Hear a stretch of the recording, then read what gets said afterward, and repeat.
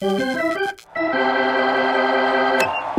to the reTIRED podcast. I'm Riley. And I'm Noah. We're former professional athletes turned parents and business owners. We created this podcast to talk about sports, life, and everything in between. Thanks for joining us. Let's get to it. Welcome back to the reTIRED podcast. Today, we'll be talking about our most embarrassing moment in the sport and things that we miss or that have changed in the sport over time. From when we played as young little grasshoppers to now being washed up, retired losers. What should we start with? Embarrassing moments? Yeah. I've got a handful of them. You have lots of embarrassing moments? I have two that immediately come to my mind. I think I know one of them. You do. And it's funny. I think I know both of them. You do. They're both against the same team. Okay. Yeah, tough year against this team. Thought. Same year, I'm pretty sure. Same game? Mm-mm. Okay. But real quick before we get started, shout out to our sponsor, V8. Just kidding. They're not our sponsor, but I'm going to keep saying that until they are because we love V8. Don't give me that petty laugh. Pity laugh. Petty and pity. Okay. All right. Most embarrassing moments for me. Go. I'll lead us off. And then I think we'll just go on a ramble of more and more because we'll keep thinking of more that have happened to us. Sure. Because when you play the game long enough. Sounds like you have lots of embarrassing moments. When you play the game long enough, you embarrass yourself many times. At least I did. Besides hitting below the Mendoza line in Please explain what that professional is. baseball. Below the Mendoza line is below 200. So collectively in my 1.5 seasons with the Oakland A's, I hit below 200. It's tough times. The game was not nice to me, and I was not nice to myself. But anyways, let's get to the fun stuff. Okay, embarrassing moments off the top of the dome. The things that I remember immediately. Flashback to college. Both of these against TCU. Mm-hmm. Didn't play my best defense against TCU. I recall. The first one, we're playing at home, Tuesday night game. Biggest crowd that we will ever have at home because we're playing TCU and everyone's like, oh my gosh, TCU. Was I there? No, I don't think so. It was a night game and a good friend of mine, Luke and Baker, hit the highest pop fly I've ever seen, partially seen, because I didn't see it all the way. I saw it Halfway. until it got above the lights, like literally above the lights, and bases were loaded, 2 outs. It was actually like a close game at this point. Mm-hmm. No, it's not. No, it wasn't.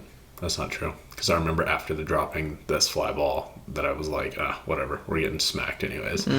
But yeah, Luke and Baker hits a mile-high fly ball to me in right field. And ball got above the lights. I saw it all the way until then and lost it above the lights on the way down. Didn't see it again until 5 feet in front of my face, and it just hit right off my glove.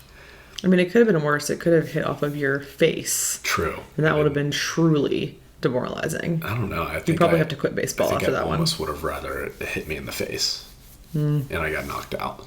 Because then it just looks like you missed it when it hits your glove. Just like I didn't see it at all. Or you're just bad at baseball. Yeah. Hit me right in the palm.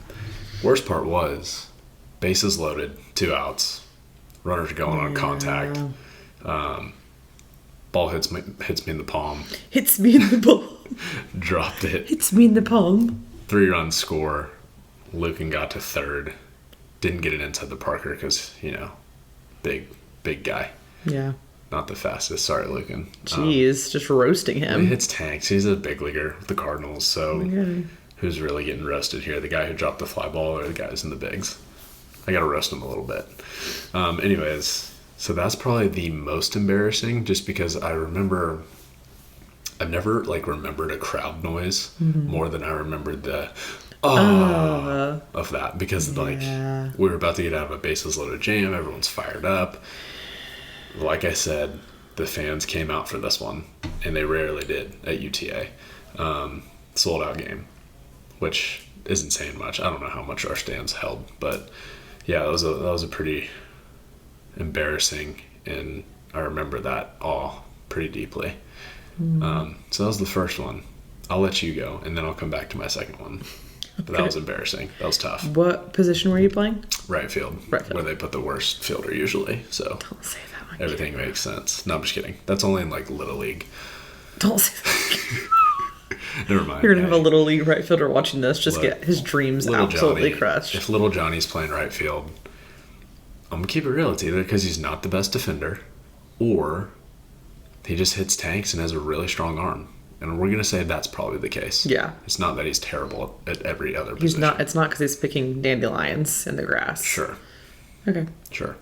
My most embarrassing moment was my freshman year at A&M. And we were in regionals at Louisiana Lafayette. So embarrassing. And it's just, in regionals. Gosh, just so embarrassing to do that and be good. Anyways, we were doing in and out. And I had hair extensions. Hold up. This wasn't even in game? No.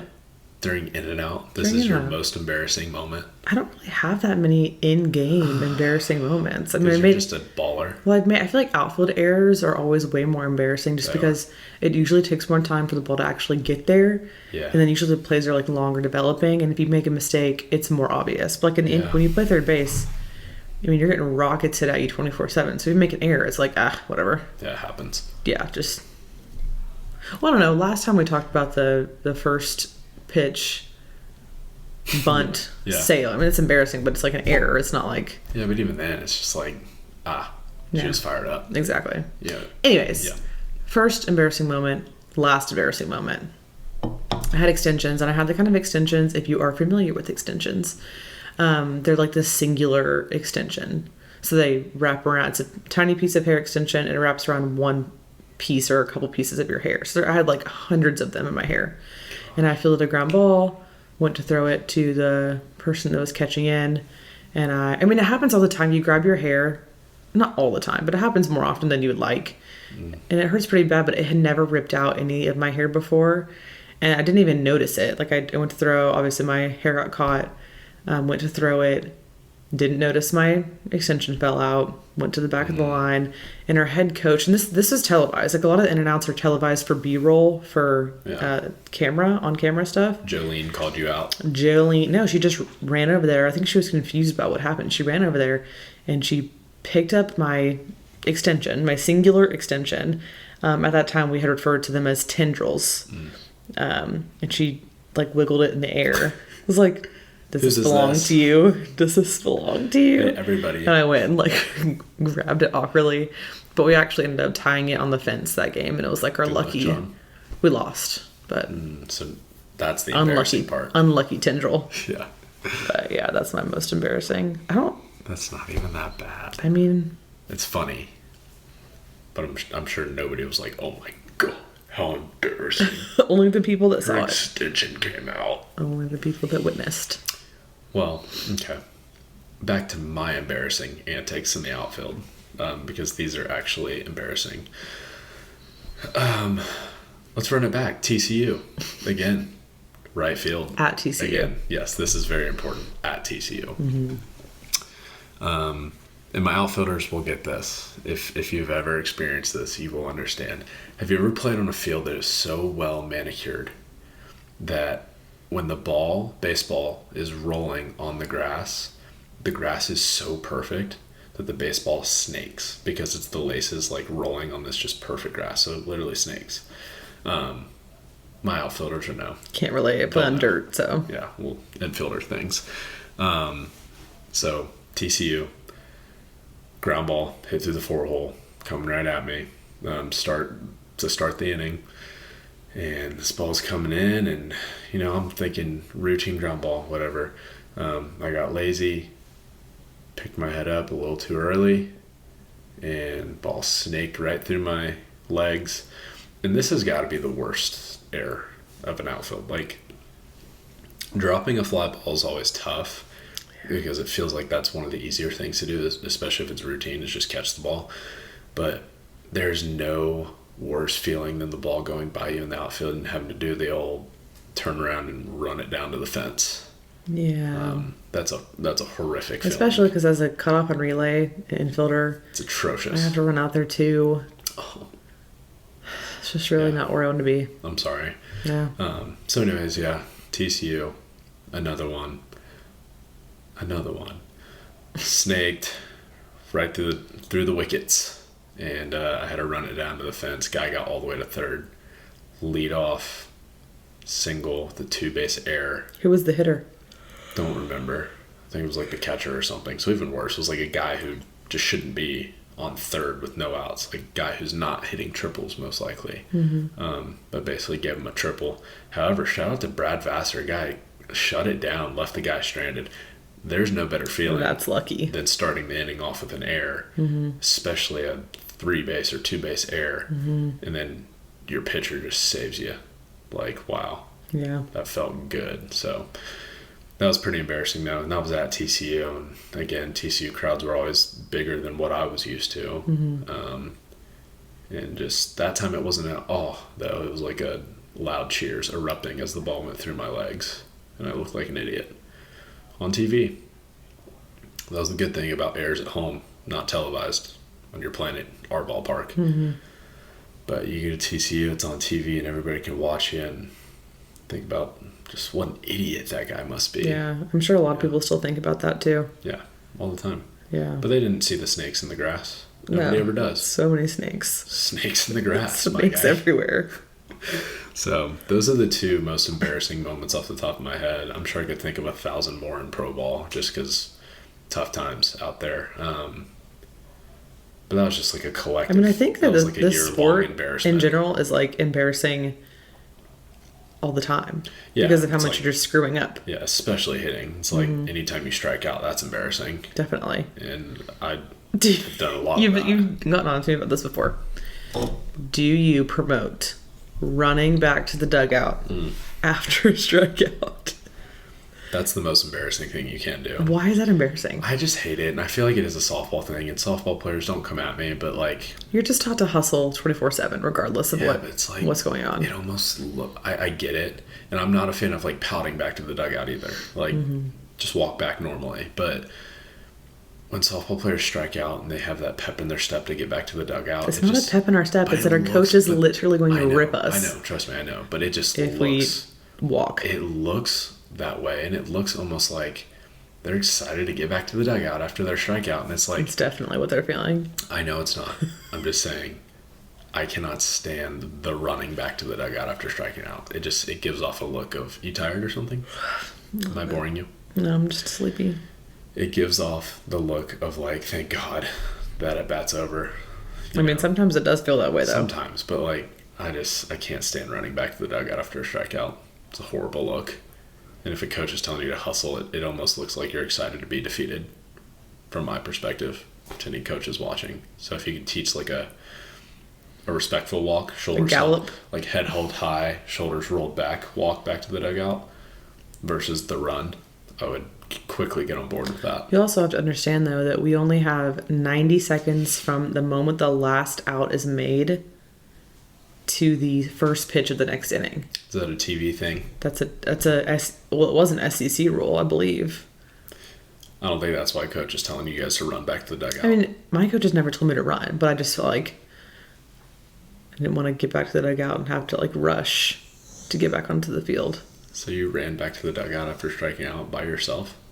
What? Without coaches telling you to do that? I mean, you did it when you're younger because coaches told you to. Yeah. You did it when you're older because you're literally in a rush to get on the field because you have like 30 seconds after you get your hair put back up. It's always after the hair. the helmet smashing. We talked about this last time. It's the hair. I guess I can't relate. Yeah, its visor has to get put back on. Okay. Hair has to get unsmeeshed. Not saying I have to love it or like it. Yeah, but I'm just explaining to you why. Yeah, so you don't hate so bad. Judgmental. I'm a major hater of the run back Seriously. to the dugout. I think that's all you do on here. You just hate on things. Somebody's got to do it. Good cop, bad cop. Anyways, switching gears. Let's talk about the one thing that either used to exist and now does not, or just a way the game has changed from the time we were a youth. player? Oh, gosh. I mean, it's changed so many ways, but this one doesn't really make sense, but I'm going to throw it out there just because this is one of my most fond memories from like playing Little League. You ever get like a post-game Coke after a win? They used to do that. Like a slushie. The Little League I played in. It was that or a snow cone. Yeah. So you're taking that as like No, things that parts of the game that you miss. Yeah, that's kind of where my head went initially, but I will also talk about the other way. Like the game has changed. So you mean like the snacks after the game. That's just where my head went. Yeah. It was just like, you know those icy like push thingies that came in liquid and you froze them at home and you brought them to the game. Those were pretty good. Love those. Anyways, yeah, the post game Coke, like that's something that hasn't necessarily changed. I don't know if people still do that in little leagues or whatnot, but that's Probably something not. that I miss. It's just like that's one of my favorite memories from playing baseball was after winning a little league game, but you had to win and it was free. So like if your team won, it was like, hey, you eat a free Coke or a free snow cone from the concession stand, the winning team. That was one of my favorite things. And now it's like, they have bougie snow cone stands at these tournaments that kids go to now. but nothing's free anymore. You know, they used to give out free Cokes. Now it's like, oh, you won. Come give me $8 for a snow cone, little buddy. But yeah, that's my like just fond memory thing. But the way the game has changed and things that I miss from just like old baseball, I guess. And this is a topic for a whole nother day. And it's funny because I was not this player, or the reason I got drafted was because I was not this player. But I love old school baseball. Like Elaborate. small ball, bunting, runners Okay. over. Yeah. The art of the game. Just stealing bags, like situational play. Not hitting home runs and hitting not hitting all home runs. Home runs are always 200 fun. for the season.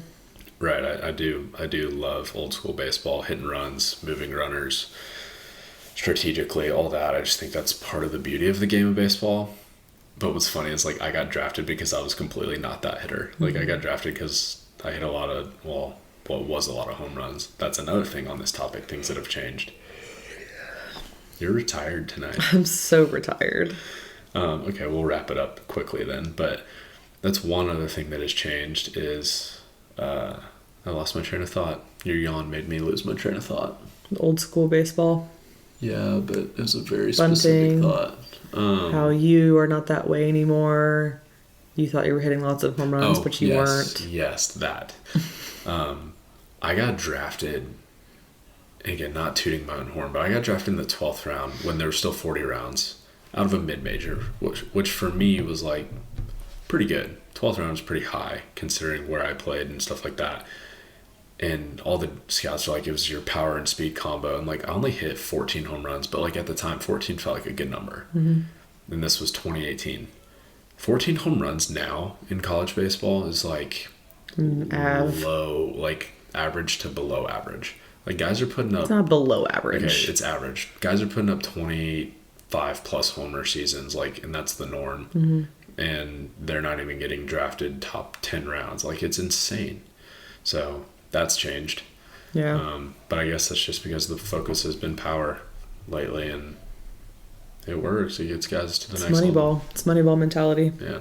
Well, it's funny. It's like the opposite of Moneyball mentality, though. Like true Moneyball, like the movie. It was all analytic based, but it was all like. Well, the analytics over time have shown that higher homer numbers equate to more wins. That's true. Yeah. So yeah, I miss that. I just miss old school baseball, just the art of it and playing the game the way I feel like it was designed to be played. But I'm not a hater of new school. It's just, I don't know. It is less fun to watch. I feel like I just have a deeper appreciation for playing the game, old school style. Homers are fun though. Love homers. Yeah. What about you? What do you miss? Mine's kind of like a deeper topic, I feel like. And this kind of ties into youth. We'll talk about it when we talk about youth sports, but I feel like sports were designed, and you have to think about in the context of our history in sport as a country. So I feel like we didn't have leisure time to do sports until like post-World War II era. Yeah. So like sports weren't really even serious. Like it wasn't actual organized sports until after that time. Yeah. And sports were really just a way, one, to keep kids doing something and not bored out of their minds 24/7 because they didn't have phones or iPads or Right. TVs or whatever. Well, they had TVs. I just didn't really watch. They were like shows. But I feel like it was more about like building character traits that were conducive to a well-rounded human being. And I feel like now you get kids that are like 6 and 7 years old that they just want to go to lessons and be really good. It's almost like the game has outgrown what it was intended for. Yeah. Like the game was not created so that you could go and make millions of dollars. Like my great grandpa played for the Cubs and made no money at all. Right. And just did it for the love of the game. And he was a big leaguer. I think went to the World Series. And I think sports were like on that note, like I feel like it was to keep kids out of trouble too. Like it was. Yeah, well, they're fun. I mean, obviously, they're fun. I feel like it was like around that time, probably in the 50s or something to do. But obviously, it was just an organized thing to like keep you. Like, what else did you do with your free time? Right. I don't know. And I think too, like if you look at a lot of the people that played sports, I would say in the early 2000s when the rise of televised sports really began. Yeah. You see like a lot of collegiate athletes leave college, especially females, and get really good high paying jobs. Yeah. And like they're very productive members of society, not because people wanted to hire athletes because they're athletes. Companies wanted to hire athletes because they knew how to time manage, they knew how to commit to things, they knew what hard work looked like, they knew what adversity looked like. And I really do feel like in a very small way, sports, especially a sport like baseball or softball, get you ready for life because life is very difficult. 100%. And I feel like that part is lost now. It's amazing to see like the rise of technical skill in athletes and then the loss of like character. Not character, but like the loss of softball or baseball IQ. Yeah. Like the rise of technical skill also comes with the rise of performance anxiety. Yeah. It's like I'm sure people got nervous to play the sport, but I don't know any athlete from like the 80s or 90s that has said, yeah, I got really anxious when I was playing. Yeah. It's like I guess it just wasn't a thing, or maybe they just weren't aware of it. I just feel like the game has gone so far from teaching hard work, discipline, all the good character traits you need to be a well-rounded individual. So now being like, be the best you can as fast as you can, take no breaks ever, go win a championship, be terrified, nervous the whole time. Yeah, it's also created just like a team sport that has now been individualized, like where it's like individual success is greater than team success. And I think that's a way a lot of people look at it and start to prepare themselves. Definitely. I fell into that too, like especially when you get into professional baseball, there's no level of like playing for the team in minor league baseball. No. At least from my experiences. And it's designed that way, I think. Everybody's here to climb on each other to get to the next level and get to the bigs. And then I'm sure when you get to the bigs, it's more of a team thing. But like even then, once you're there, there's guys in the minors below you coming for your spot every day. There's also individual bonuses based on performance. Right. And so it's like you see guys like, and Juan Soto is an extreme example, but like signing these huge contracts. And so like kids, like you said, kids will come in and be like, I want to be a big leaguer. And it's like, dude, to your point, it's like, how about I want to learn how to be disciplined. I want to learn, just new skills. And that for me, I'm glad you said that. That for me has been, especially with parenting, the greatest gift the game of baseball has ever given me. Yeah. Like, of course, I would have loved to have been a big leaguer and been super successful and all that. But like looking at how I parent and can be patient and handle, I don't know, just everyday stress, it's like, I love to think the game of baseball prepared me for that. And those are things that I didn't always prioritize, especially as I got closer and closer to reaching the goal of big leaguer. Those things started to seem less important in individual success. And like you said, just growing technically became more important. It's like maybe that's why I started to become a mental midget. Yeah. And so we developed all this technical skill and then no like real way to be able to implement it in a useful way. Yeah. Because we're too stressed out thinking about messing up to even be able to let ourselves enjoy playing. It's like, and that to me is it's such a sad thing because it's like a loss of sorts. It's a loss of love for the game. Yep. And that's the whole point. The whole point is to love the game. This isn't like totally on page with that, but like anytime I started playing and focusing on my individual success, I felt anxiety higher than ever. Anytime I started to focus on team success, it's like the weight off the shoulders. Yeah. Because hey, this is a team of a starting 9 and then more behind that. It's not all on me. So I don't have to feel like it's all on me. But when I shifted to just me, it felt like it was all on me. And I was a mental wreck. And so, yeah, that's a great point. It's a very egocentric way of looking at it. I feel like when you're an egocentrist, you view everything as a direct result of what's happening to you. So like when you strike out, you think everybody in the entire stadium is thinking about your strikeout. And literally nobody cares. Yeah. Maybe besides your wife / fiance in the stands. Like, I don't know. No, that's nobody else cared about it.